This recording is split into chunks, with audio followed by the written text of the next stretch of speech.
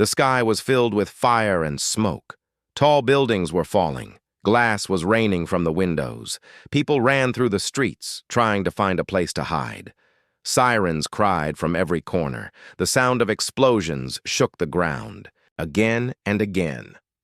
Velron's city was breaking apart above the city. Warships flew across the sky. They were not human ships.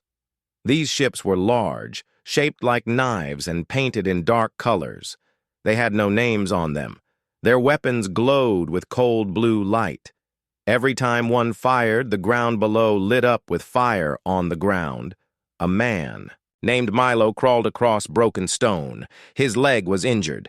Blood covered his arm and side. His breathing was slow. His face was full of dirt and ash. He had once been a soldier, but now he was only trying to live. His weapon was broken. His radio did not work. His team was gone. Milo dragged himself behind a fallen wall. It gave him a little cover from the flying machines. He leaned back and tried to stay quiet. His hands were shaking. His eyes looked up toward the sky. He saw more ships coming down. The war was not ending. It was only getting worse. Far above him, another ship entered the sky. It was smaller than the others. It moved faster. It did not fire any weapons. It flew low and silent. Inside the ship was a young alien girl named Rayma. She had blue skin and light silver eyes. Her hair was tied back. Her clothes were dark with armor on the shoulders. She was not like the others in her army. Rayma had been trained to follow orders. Her mission was to scan the city and report any signs of resistance. She was not allowed to help humans. She was told that humans had started the war. She was told that humans were dangerous. She was told not to care, but when Rayma saw the city below, her heart felt heavy. She saw the fires. She saw the broken streets. She saw people crying as they ran for safety. She saw children without families. She saw the pain and fear that no one could hide. She saw Milo, lying still behind the wall. Rayma slowed her ship and flew lower. Her scanner told her Milo was hurt but alive. He had no weapon. He had no threat signal. He was alone. She stared at the screen. Her finger hovered over the report button, but then she pulled her hand back. She did not press it. She closed her eyes for a moment. She made a choice. It was not what her commanders would want, but it was what she felt was right. Rayma turned off the ship's main signal. She moved it behind an old, broken building. The ship landed quietly. She opened the side door and stepped out. The air was hot. Smoke filled her lungs. But she walked forward. She moved with care. Her boots touched glass and stone. Her armor was light so she could move fast. She carried no gun, only a small scanner on her arm. She followed it toward the signal behind the wall. Milo opened his eyes. His vision was blurry. He heard footsteps. He reached for a broken piece of metal beside him. His hand was weak. His arm shook. Then he saw her, a girl with blue skin. An alien. His eyes widened. His lips moved, but no sound came out at first. Then he whispered, "Is it safe now?" His voice was dry and weak. Rayma knelt beside him. Her face was calm. She scanned his body with her wrist device. She saw the damage. His leg was fractured. His ribs were hurt. He had lost too much blood. He needed help fast. She looked around. The sky was still burning. Ships were flying overhead. Machines were moving across the streets. She looked back at him and spoke softly. "No, but I will make it safe." Milo stared at her. He could not speak more, but something in his eyes changed. He did not fight her. He let his head fall back. He trusted. Her Rayma lifted him slowly. He was heavy, but not too much for her strength. She carried him over her shoulder and walked back to the ship. As she walked, a flying scanner passed overhead. She ducked behind a broken wall. The scanner flew on. Rayma looked up once more at the burning sky. She knew this choice would change everything. She had saved a human. And now, the war was not just between two sides. Now, it had a new story. One that began with a simple question whispered by a broken voice. Is it safe now? And the answer was not yet, but maybe soon. The ship door closed behind them. Rayma placed Milo gently on the bench inside. His face was pale and covered with sweat. He was still awake, but weak. She quickly took a small injector from the side panel and pressed it into his neck. It would help with pain and slow the bleeding. Milo flinched for a moment. Then his body relaxed. His eyes opened just enough to look at her. "Why are you helping me?" he asked. Rayma did not answer right away. She looked at the screen in front of her. Red lights flashed across the map. Patrols were moving. Her people were sweeping the city. They were not looking for peace. They were cleaning the ground. "You are not my enemy," she said quietly. He stared at her. "But I am human." She looked at him again. "So am I in a way." She turned back to the controls and lifted the ship into the air. It rose behind broken buildings and moved, low through smoke and ash. Rayma kept the ship quiet. She shut off the signal beacon. That was against orders. But she no longer cared about orders. Her hands moved fast over the controls. She knew the city map. She had studied it for months before the mission. She flew toward the old parts of the city where machines did not go. Milo fell asleep again. His head rested against the bench. After 15 minutes, she reached a tall, broken tower near the edge of the ruins. She flew under it and found a tunnel door. It was covered in dust and vines. Most scanners would not see it. She landed the ship and opened the back door. She took out a mask and placed it over Milo's face. Then she carried him again and entered the tunnel. The tunnel was cold and dark. Water dripped from the ceiling. Broken. Pipes lined the walls. Rayma turned on a soft blue light from her wrist device. It lit the path ahead. She walked slowly, but steady. Her steps made soft sounds on the wet floor as they moved deeper. Milo opened his eyes again. The mask helped him. "Breathe better." He looked around. "Where are we?" "Safe path," she said. He closed his eyes again. "You should have left me." "I could not." He was quiet after that. He trusted her more with each step. They walked for a long time. The tunnel twisted and turned. Sometimes they heard machines above them. Rayma would stop and wait. Then the sounds passed and she moved again. After an hour, they reached a side door. Rayma opened it and stepped into an old storage hall. It was dry and filled with old boxes and tools. She placed Milo on a soft pile of cloth. Then she began to clean his wounds. She took out a small tool and removed pieces of metal from his arm. She wrapped his leg with care. She gave him clean water. She placed a warm cloth on his forehead. Milo looked at her with tired eyes. "Why are you really helping me? Because I saw the truth." "What truth?" "That you are not what they told us you were." She looked down. "We were told humans are cruel and greedy. That you started the war. That you cannot be trusted. But I watched your people help each other. I saw one woman give her food to a child even when she was starving.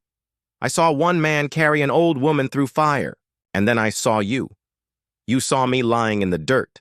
No. I saw you still breathing, still fighting to stay alive. I saw hope in you, and I cannot destroy." That Milo smiled a little. "You sound like someone who cares." "Maybe I do." He looked at the ceiling. "I do. Not even know your name." "Rayma, I am." "Milo, I know." They stayed quiet for a moment. The air was calm. The danger felt far away for now.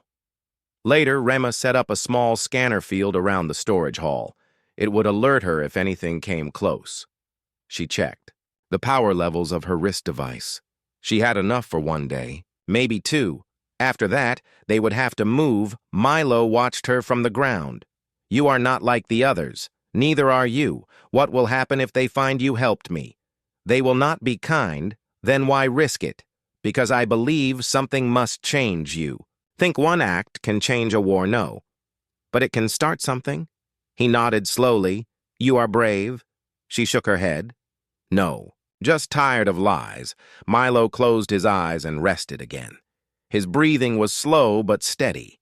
Rema sat near the door and watched the light on her scanner. It stayed green. The city outside was still in chaos. Ships flew, machines hunted, buildings fell. But here, in this small, forgotten room, two enemies sat side by side. And for the first time, the war did not matter. Rema looked at Milo and thought about what came next. She had broken the rules. She had saved a human. Now she would have. To find a way to escape the city, she would have to move through danger. But she was ready. Because she believed the fire could not burn forever. Because she believed the truth was stronger than orders. Because she believed in something more than victory. She believed in saving even one life. And so the next part of their journey would begin. Rema stood near the old metal door and listened. The scanner on her wrist showed no signs of movement nearby. The room was quiet. Milo was still resting on the floor with a thin blanket over him. His leg was wrapped and his breathing was strong. He had not spoken in hours, but his face looked calm now. The light in the tunnel had dimmed. Power systems were old here. Rema knew they could not stay long. The machines outside were moving across the city. Sooner or later, they would search. This place, too. She had to move Milo before that happened. She walked over and touched his shoulder gently. Wake Up Milo opened his eyes slowly. He looked around and sat up with effort. His body was sore but healing. Is it morning? No sun down here. She gave him a protein bar and helped him drink water. Then she showed him the scanner. We must leave soon. They are getting close. He nodded. Can you? Walk-Eye can try. Rema helped him stand. He leaned on her shoulder and took a slow step. His face twisted in pain, but he kept moving. She gave him a short walking stick made from an old pipe. He used it for balance. They left the storage hall and entered a long tunnel. The path was dark and narrow. Pipes ran along the walls. Rema led the way, scanning the ground with her device. She stepped over broken parts and guided Milo around holes. The tunnel turned sharply and sloped down. Water ran across the floor. The sound of dripping echoed all around them. Milo walked slowly, breathing hard. Rema stayed close after some time. They reached a split in the tunnel. One path went left and climbed upward. The other path dropped deeper underground. Which way? The high path leads to the edge of the city. The low path leads to the old garden shelter. What is there? Fresh air and water. A place to rest. I hid there once during training. How far is it? 1 hour if we move fast. 2 if we move like this. He smiled a little. Then we better move. They took the lower path. The ground became rough and uneven. Several times Milo almost fell, but Rema caught him. She did not speak much. She was focused on the path and the scanner. They passed old storage boxes, rusted doors, and broken machines. The air smelled like metal and wet stone. Strange sounds came from far away. Once they heard a loud thump above them. Dust fell from the ceiling. Rema froze and held Milo back. They waited in silence. The noise passed. They moved on. Soon they reached a door at the end of the tunnel. Rema entered a code on a small panel. The lock clicked. She opened the door and helped Milo inside. The air changed. It was cooler, cleaner. The room opened into a wide space with high stone walls and soft green plants. Vines climbed the corners. A small light came from cracks in the ceiling above. It was an old emergency greenhouse. Milo stared in wonder. This is beautiful.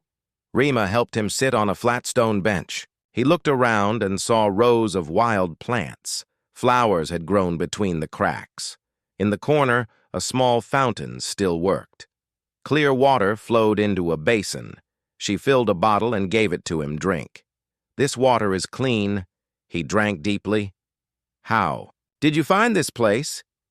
During training, we were told to map every tunnel. I found this place by accident.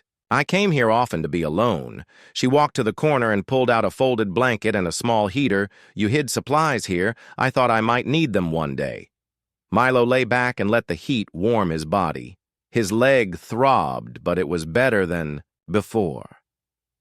He looked at Rema. You risked everything for me.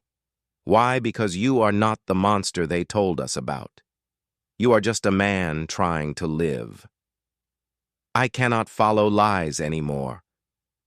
She sat beside him and looked up at the ceiling. Light shined down through the cracks. It touched the leaves and made them glow. Do you think there is a way to end this war? I do not know. But truth must come first. If I can help even one person see that, it is a start. They sat in silence for a while. Later, Rema cooked a simple meal using her emergency pack. Milo ate slowly, enjoying every bite. It had been days since he tasted anything warm. You said this place is hidden. Will they find us? Not easily. But we cannot stay here forever. We will leave tomorrow. I will find a safe path out of the city. Do you have a plan? There is a broadcast tower in the north. If we reach it, we can send a message. Your voice. My proof. Together we can show the truth. They will try to stop us. Yes, but they must not succeed. He nodded. Then we go north. Rema checked her scanner again. The signal was clear. They would rest for the night. She would watch while he slept. She did not need much sleep anyway, as Milo closed his eyes. He felt safer than he had in many days. He no longer felt alone. He no longer felt like a broken soldier hiding in shadows. He felt like someone who had a reason to keep going. And Rema, though she came from another world, felt something close to hope. The war outside had not stopped. But in this quiet garden, under stone and green, two souls from different worlds had found a path to walk together. And that path was only beginning. Morning light came through the cracks in the ceiling. It touched the leaves of the tall plants and made them shine. The small garden was calm. No sounds of war reached this place. No machines, no screams. Only the soft flow of water from the fountain. Rema sat near the door, her back straight, her eyes on the scanner. The signal was quiet. That meant no patrols nearby. The enemy had not found the tunnel. She looked over at Milo. He was still asleep.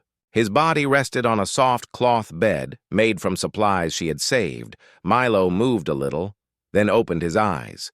He looked around slowly.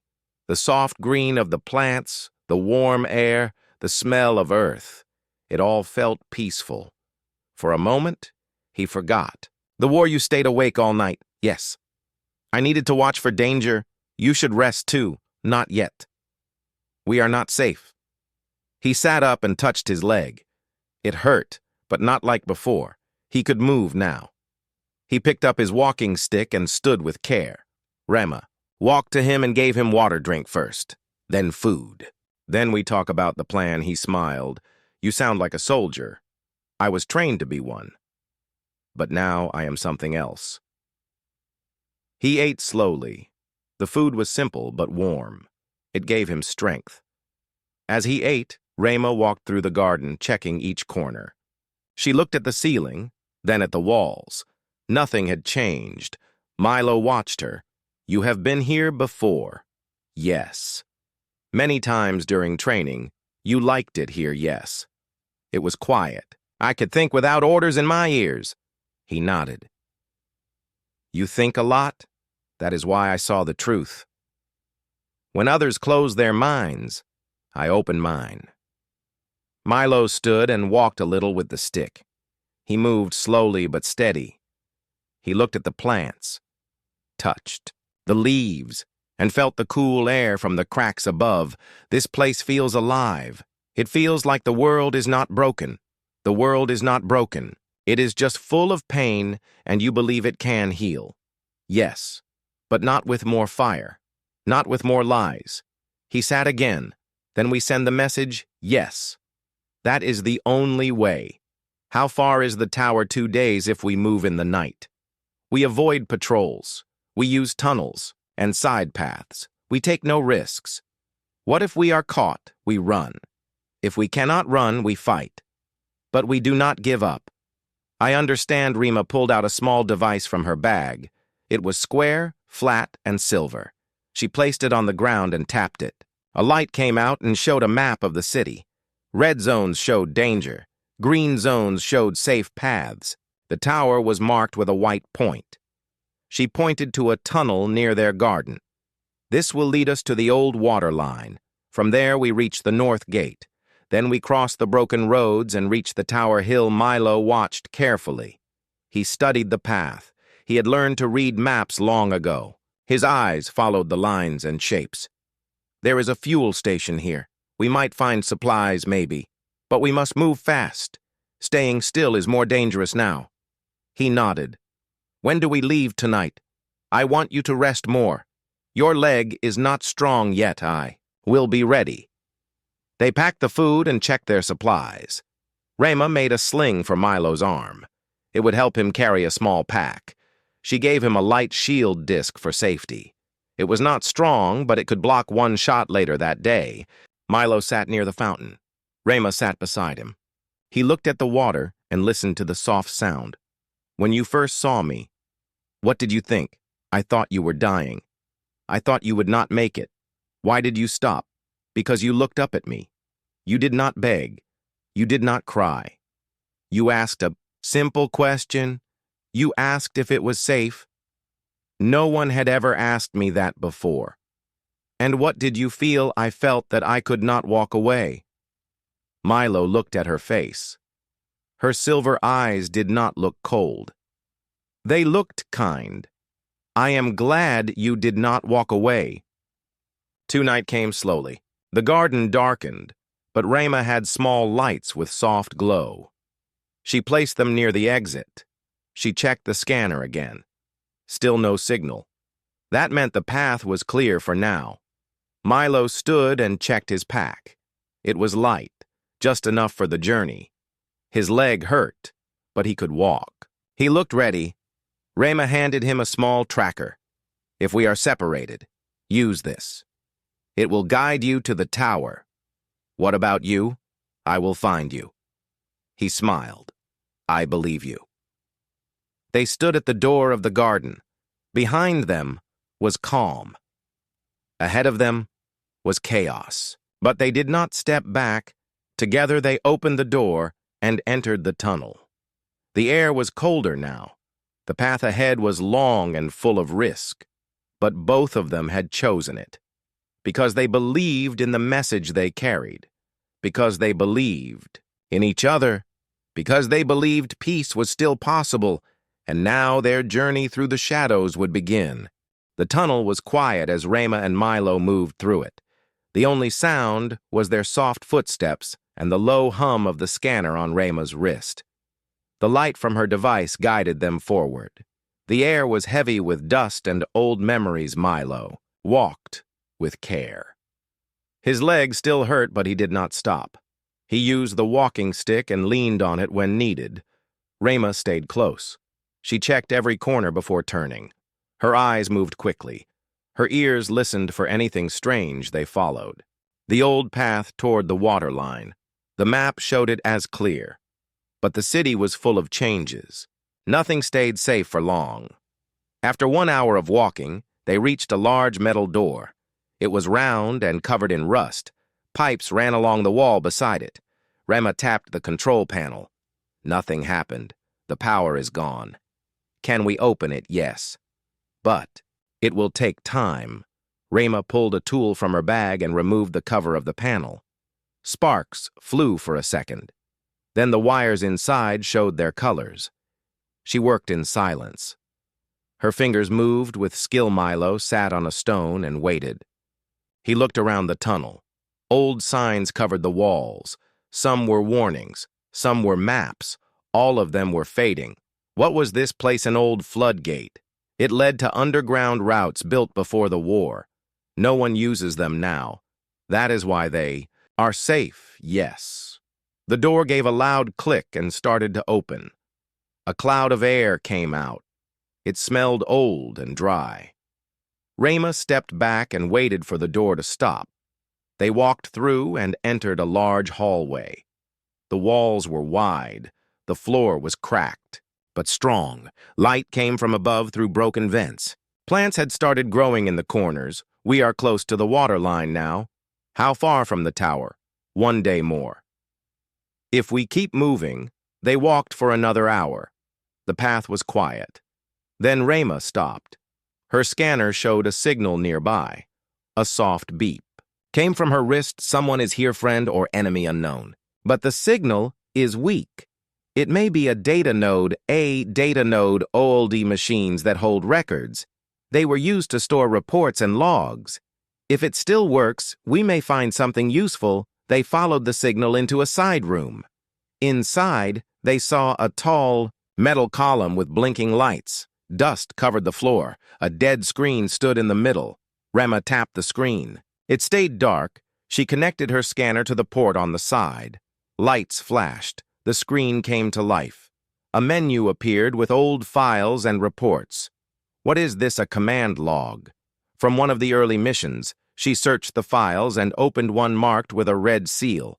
It played a video message. A man in uniform spoke in a clear voice. This is Command 1. The first strike will be sent as planned. The enemy must believe they started it. Spread the message.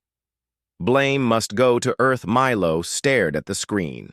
His hands tightened around the walking stick. They blamed us on purpose, yes. They started the war with a lie. Rayma opened more files. They showed reports, orders, and secret talks. All of them pointed to one truth. The war had been planned. It was not a response. It was a choice made by leaders who wanted control. This changes everything. Yes. If we send this to the broadcast tower, many will listen. Many will question what they were told. We have to keep it. Safe. Rayma saved the files into her scanner and placed a backup in Milo's pack. Now we move faster. They may still track the signal. We must stay ahead. They left the room and returned to the main path. Milo walked with more strength now. His face was hard. His eyes full of fire. He no longer walked just to survive. He walked to share the truth. Rayma moved ahead, scanning the path. The tunnels became tighter and darker. Pipes hissed from the walls. Strange sounds echoed from deep inside the stone. They stopped near a stairway that led upward. The scanner showed open ground above. We reach the city ruins here. From there, we go north. Is it safe? No. But it is the only way. They climbed the steps slowly. The door at the top was half open. Rayma pushed it and looked outside. The sky was dark with smoke. Buildings were broken. Fires burned in far places. Drones flew in the distance. The city was not quiet anymore. Stay low. Follow me. No sound, no light. They ran from wall to wall, hiding between cars and broken walls. Rayma knew the map well. She chose paths with shadows and cover at one point. They heard footsteps. A patrol walked down the street. Machines with silver eyes and rifles. Rayma and Milo hid behind a crashed bus. They waited without moving. The machines passed slowly. Then they were gone. After that, they ran again. Each step brought them closer to the tower. Each breath brought them closer to the message. They stopped near an old fuel station. The roof had fallen, but the back room was still standing. Rayma led Milo inside and locked the door. We rest here for 1 hour. Then we move again. Milo sat on the ground and looked at the files in his hand. This will change everything, yes. But only if we reach the tower. Rayma sat beside him and looked at the cracked wall. We have one chance. No mistakes. Then we do it right. Yes, outside. The war still burned. But now they carried a secret that could turn lies into truth. And that truth was stronger than any weapon. The fuel station was quiet. Rayma sat near the window with her scanner in hand. She watched the map and listened to the sounds outside. Milo rested on the floor with his back against the wall. His pack was next to him. Inside it were the files. That could change everything. His legs still hurt, but he did not complain. He kept looking at the tower on the map. It was not far now. They had almost reached it. How long do we wait? 10 more minutes. Then we move. Milo stood slowly. He stretched his arm and checked his sling. Rima handed him a small energy bar. Eat this. You need strength. He took it and nodded. Rima checked the scanner again. 3 patrols were moving near their path. 1 had passed 5 minutes ago. The others were coming from the east and south. They are getting close. We move north. Stay low. Stay fast. She opened the back door of the station and stepped outside. The air was hot. Smoke hung in the sky like a dark blanket. Ash fell slowly like snow. They ran across broken streets. They passed burned vehicles and cracked sidewalks. Rima led the way through alleys and behind fallen walls. A sharp sound came from the left. Rima stopped and pulled Milo behind a broken wall. A drone passed overhead. Its light scanned the ground. It flew low but did not stop. Then it moved on. They waited for a moment. Then Rima gave the signal and they moved again. The tower came into view. It was tall and silver, standing like a spear in the middle of the ruins. The top was broken, but the signal core was still working. Rima had checked it weeks ago during a training mission. There it is, almost there. They reached a narrow road that led to the base of the tower. But something was wrong. Rima stopped and looked around. Her scanner blinked. Red Trap Milo looked at her. How? Do you know? Too quiet. No signals, no patrols, no drones. That means they are waiting. We go back. No, we go smarter. She pointed to a service tunnel on the right side of the road. It led under the tower. Rima had seen it before. It was small, but useful. Follow me. Quick. They entered the tunnel and walked slowly. The walls were narrow. Pipes ran along the top. The sound of their footsteps echoed, but not loud enough to be heard. Outside. At the end of the tunnel, they reached a metal grate. Rima looked through the holes. She saw the base of the tower. 5 guards stood near the main stairs. They wore dark armor and held rifles. We cannot fight them head-on. Then how we distract. Then Rima pulled a small device from her belt. She placed it on the ground and pressed a button. The device moved out of the tunnel and rolled toward a pile of rubble near the guards. It made a clicking noise. Then a flash of light burst from it. Smoke covered the ground. The guards shouted and turned their weapons toward the light. Now they ran from the tunnel and reached the side stairs. Rima fired her pulse weapon at the ground near the guards. They turned and fired back. Milo dropped behind a metal cover. Rima took a shot to the shoulder but kept moving. Go to the top. I will cover. No. We go together. We cannot both fall. Then I stay too. Rima looked at him. His face was firm. She nodded and they moved together up the stairs. Bullets hit the rails and sparks flew around them. Rima fired again and hit one of the guards in the leg. He fell and crawled away. At the top of the stairs, a door stood half open. They pushed it and entered the tower. Inside the tower, old screens blinked. Wires hung from the ceiling.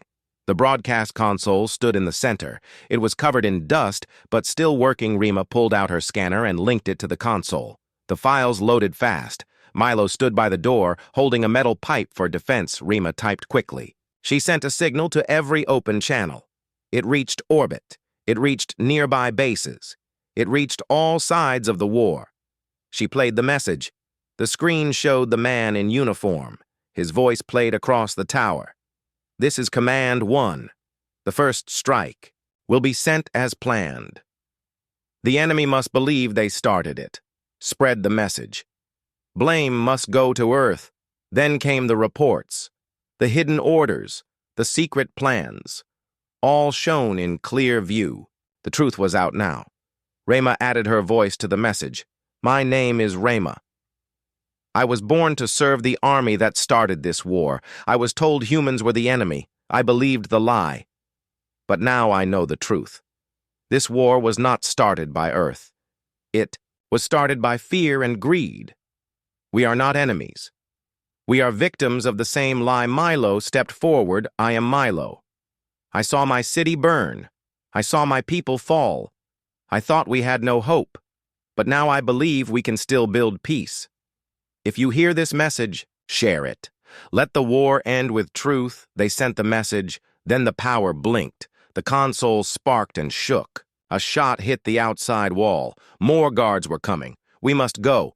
They ran down the other side of the tower. Explosions shook the ground. Dust filled the air. Rayma covered Milo with her shield. A drone fired at them from above but missed. They reached a small truck near the road. Rayma hotwired it and the engine started. They drove fast across the ruins behind them. The tower still stood, and above them, the message flew through space. A message born from fire. A message built with truth. A message no one could silence now. The message flew through the stars like a bright light. It traveled across space, reaching ships and stations far from Velron. Many stopped to listen. Many watched the images on their screens. The truth was clear and hard to ignore on one ship. A young soldier named Kira saw the broadcast. Her eyes filled with tears. She had believed the stories that humans started the war. Now she saw the lies. She felt anger, but also hope. Maybe peace was possible on another world. A council of leaders watched the message. They whispered among themselves. Some wanted to fight more, some wanted to listen. But the truth had opened a door no one could close. Back on Velron, Rayma and Milo hid in a small safe house. The city was quiet for now. They were tired but alive.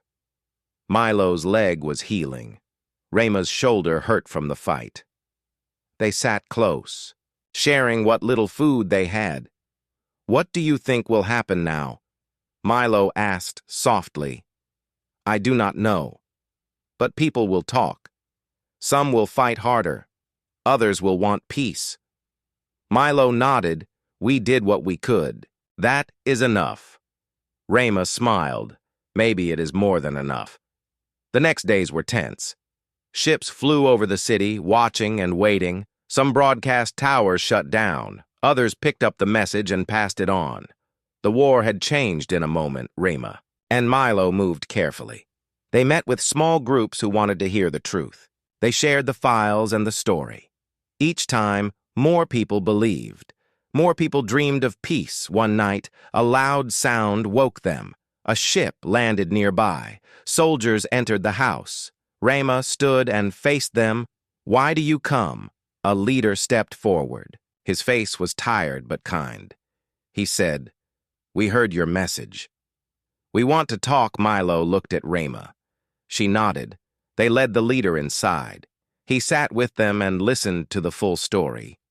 They spoke for hours. Slowly, the walls between them began to fall outside. The warships lowered their weapons. Patrols stopped their search. Radios went silent. The fire in the sky dimmed. A new hope had begun.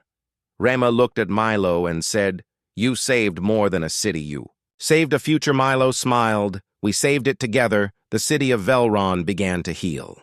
People returned to the streets. Machines stopped patrolling. New leaders rose who wanted peace, not war. The truth was their strongest weapon. Rayma stayed on Earth for a time.